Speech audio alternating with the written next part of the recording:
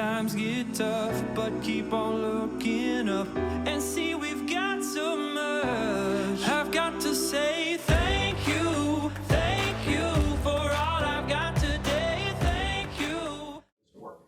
So some of the strengths I see, not just at St. Joseph's, but really throughout Dignity Health, is the culture of Hello Human Kindness. Many people that come to work for us say, Gabrielle, I actually see that we live, eat, and breathe this culture.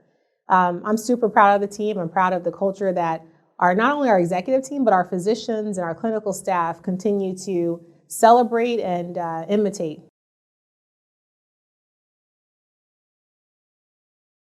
So I think our workforce epitomizes that work phrase of Hello Human Kindness. We talk a lot about how connecting with the human spirit, and ultimately we're all human. And so our ability to touch each other, not just physically, but emotionally and spiritually, makes all the difference when it comes to healing, when it comes to healthcare, but also when it comes to being an employee in that type of environment. Just as an example, every meeting we start with a reflection. That alone changes the tone of the meetings. It changes the tone of the organization. And when I have an opportunity to talk to new employees on Mondays at new employee orientation, I tell them, you can work a lot of places throughout the state of Arizona, but you chose to work here. And many times they tell me it's because it's a mission-driven organization where they can see us living our mission every day.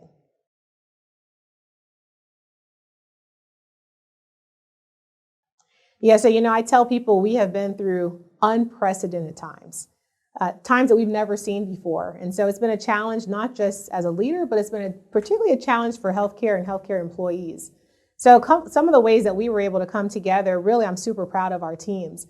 You might remember during the pandemic, things like N95 masks weren't available or isolation gowns weren't available. Our teams came together and they actually created reusable N95 masks. Not only were we able to use those for our team members, we actually used it with other healthcare systems to provide that supply. Another example is our doctors came together and said, hey, we hear that we're having challenges around our isolation gowns. And one of our doctors, who was a military trained person, said, in the military, we used reusable isolation gowns. If we can get this material, we could actually have a local fashion designer sew these for us and create reusable isolation gowns. So what did we do? We came together again as a team. We actually created these isolation gowns, once again, not only using them for Dignity Health hospitals, but also for non-Dignity hospitals to protect employees across the state. So I have to tell you, this team really rose to the occasion during the pandemic. They came together, and I just think it speaks volumes to the culture that you create, not just around Hello Human Kindness, but also innovation. And that was really important for us, I think, over the last 2 years.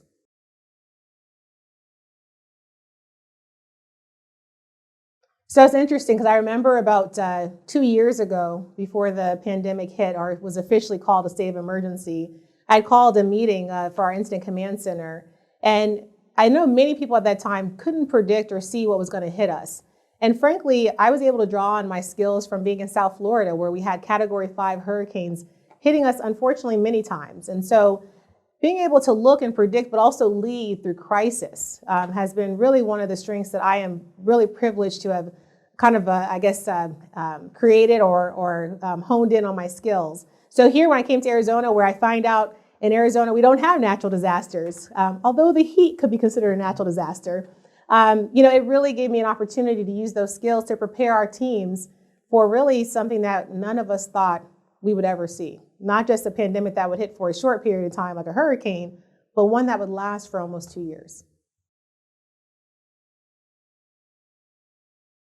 The culture that we've been able to cultivate at Dignity Health and at St. Joseph's that gives me the most pride is the fact that so many of our team members talk about the faith-based part of our healthcare system.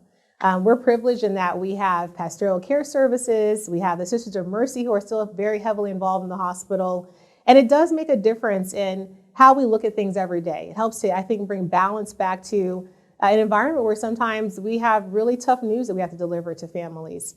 But we also have great news that we deliver, right? Because we get a chance to bring in new life into the world as well.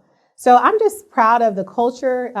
It really started with leadership before I got there. I've been able to carry the torch of some amazing leaders before me. And I'm proud of not just the teams, but the doctors and how the physicians and the nurses, our environmental services, respiratory, how they all work together to really help us to provide outstanding care to our community.